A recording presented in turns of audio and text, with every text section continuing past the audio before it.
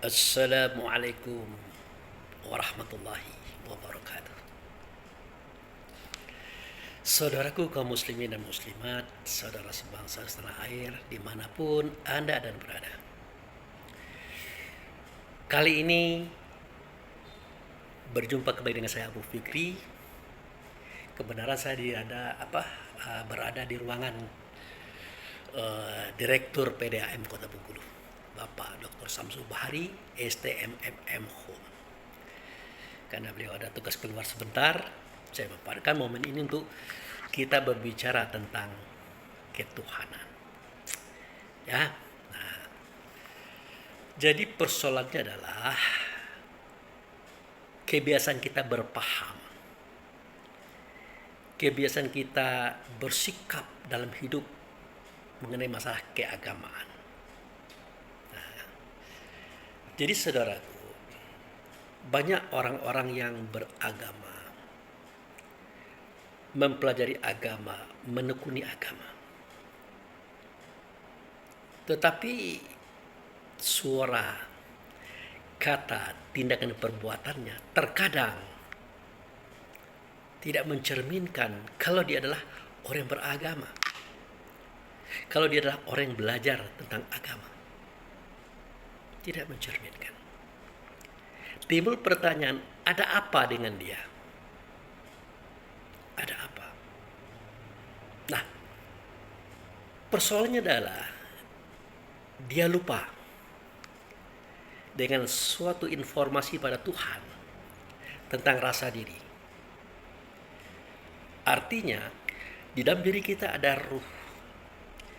Dalam dadanya ada ruh. Ruh itulah rasa. Rasa itulah diri kita. Jadi, rasa itulah standarisasi, kata orang sekarang. Ukuran untuk kita bersuara, berkata kepada orang lain. Makanya ada saudara-saudara kita dari agama seberang mengatakan bahwa orang Islam itu bukan ajaran kasih. Bahkan beliau sempat mengangkat kitab Quran, ya. Tunjukkan kepada saya satu ayat saja yang ada ajaran kasihnya. Nah, waktu itu ya namanya kita kan tidak terlalu lah yang benar-benar itu. Ya, silakan saja. Anda mau katakan Islam itu tidak benar, kitab itu ciplakan, Muhammad itu nabi palsu, tidak apa-apa, silakan saja, itu hak Anda membicarakannya. Tapi bagi saya pribadi, ya, itu tidak menarik untuk dibahas. Kalau kita cerita tentang ajaran kasih pada kitab Quran, wah itu luar biasa, saudaraku.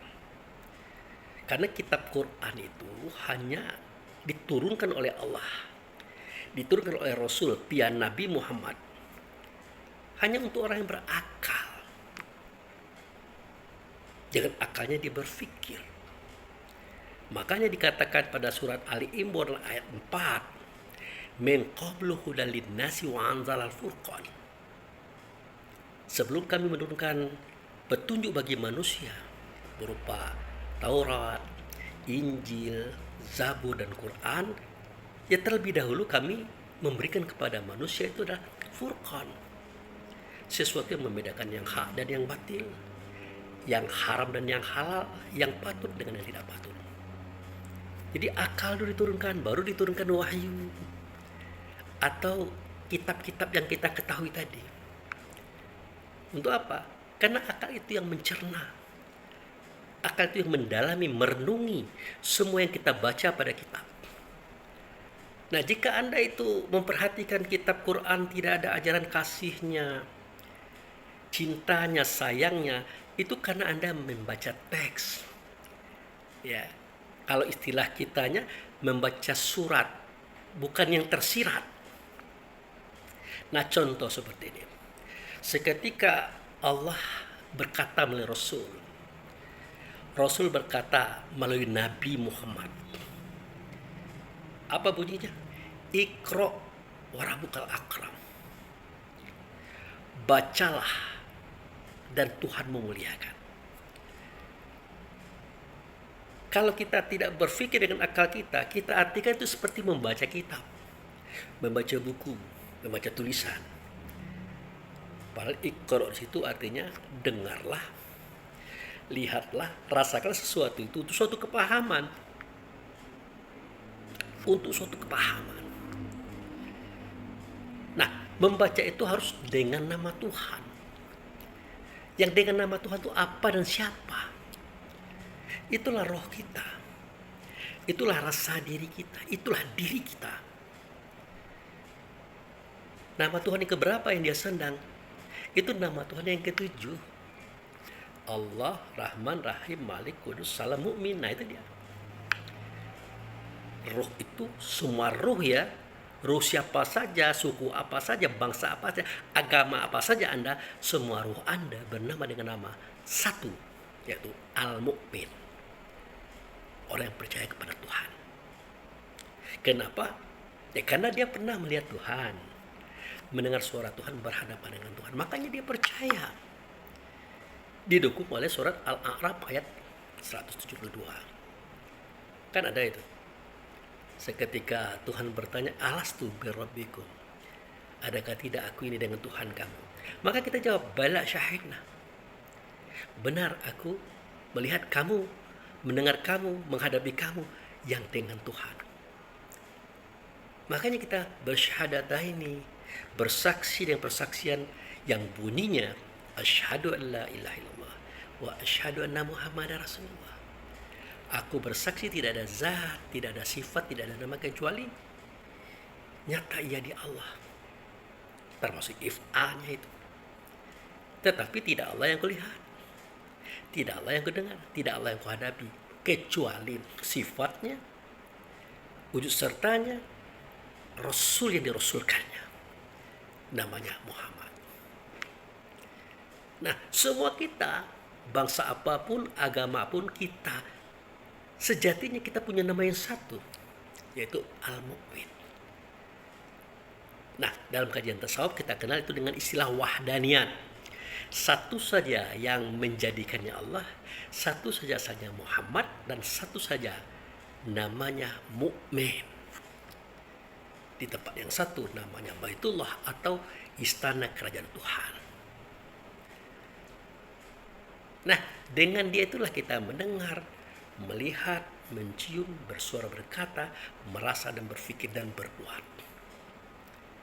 Itu saudara. Nah, jadi dialah yang memiliki kapasitas menampung persoalan atau akal.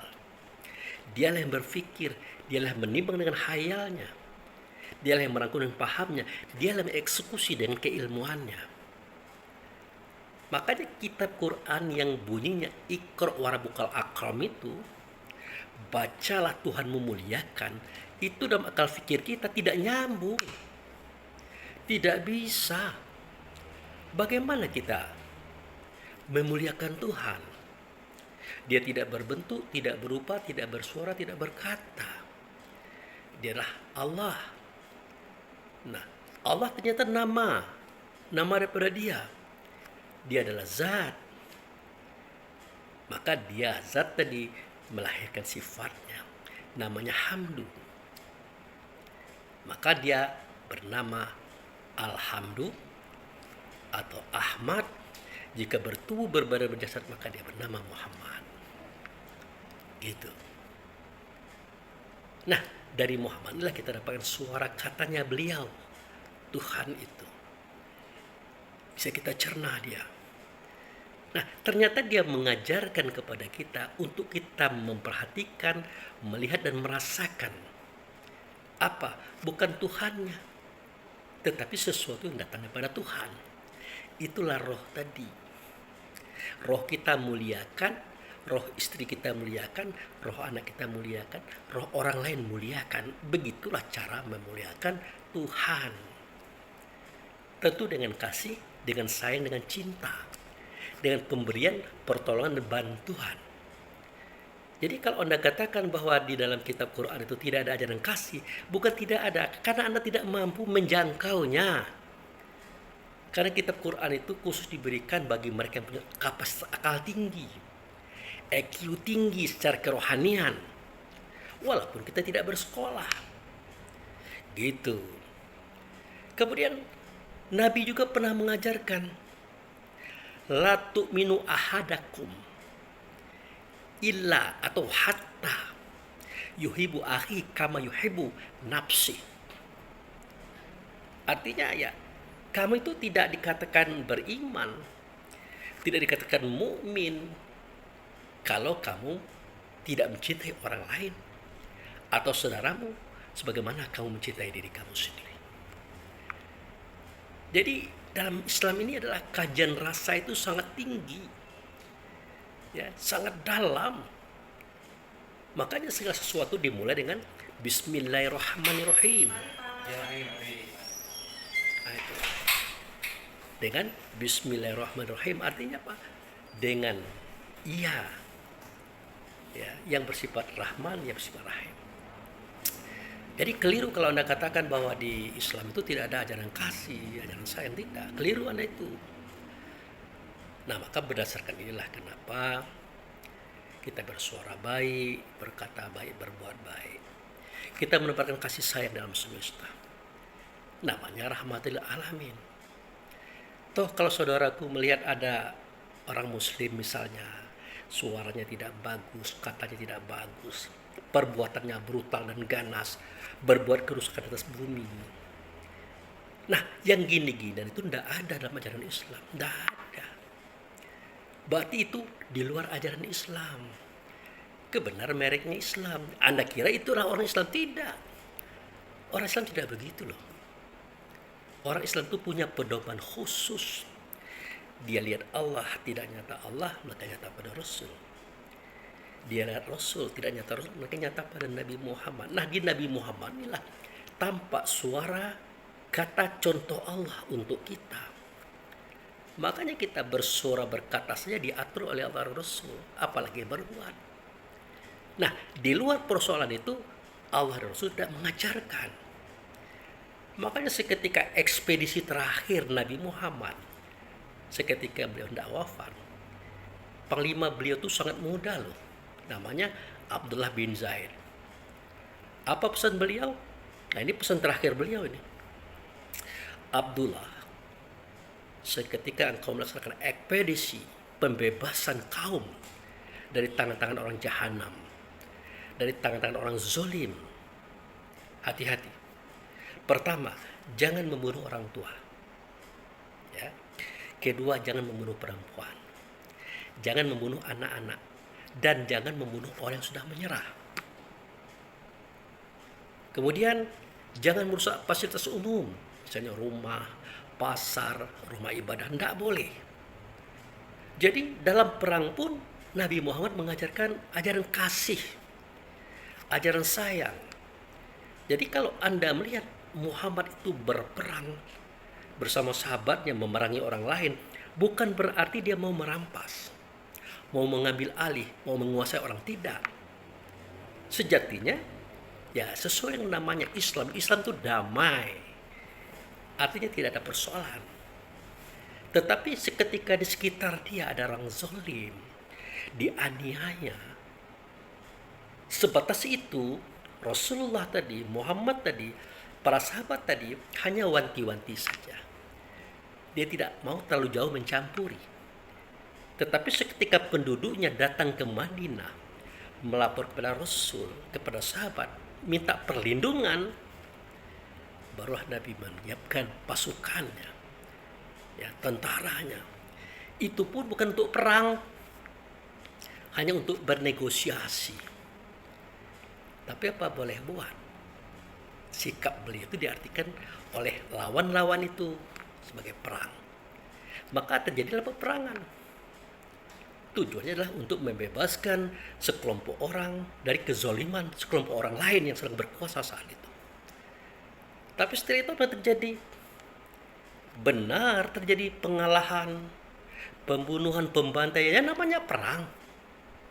Ya, jangankan Nabi Muhammad, nabi-nabi terdahulu juga begitu. Nabi Daud, Nabi Sulaiman, beberapa nabi dari kalangan Bani Israel juga sama begitu. Ya. Kemudian Setelah perang yang menang merampas harta, menawan tawanan, menangkapi perempuan dan macam-macam. Ya begitu. Nah ini aturan Allah dan Rasul.